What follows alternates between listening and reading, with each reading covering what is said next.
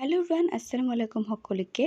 16 ৰমজান মুবাৰক সকলোকে। আশা কৰোঁ সকলোৰে ৰোজাবোৰ ভালে কুশলে পাৰ হৈ আছে।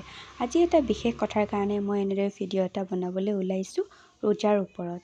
ৰোজা মানে কেৱল দিনটো উপবাসে থাকি ইফতাৰৰ সময়ত বহুত কিবা কিবি খোৱাটোৱে ৰোজাৰ মূল উদ্দেশ্য নহয়। ৰোজা হৈছে এটা আত্মশুদ্ধি আৰু ধৰ্মীয় অনুশীলন।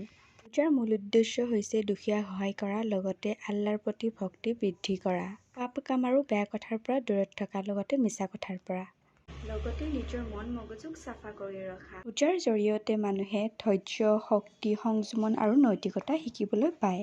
ৰোজা ৰাখি নামাজখিনি পঢ়িবলৈ চেষ্টা কৰিব লাগে। আৰু নামাজখিনি পঢ়িলৈ এতিয়া ইফতাৰত যা যোগাৰ কৰিবলৈ আহিলোঁ। আজি ইফতাৰত আছিলে পোলাও আৰু বনাইছিলোঁ পকৰি। আজি পকৰিত বন্ধাকবি, বিলাহী আৰু পিঁয়াজ দিছিলোঁ।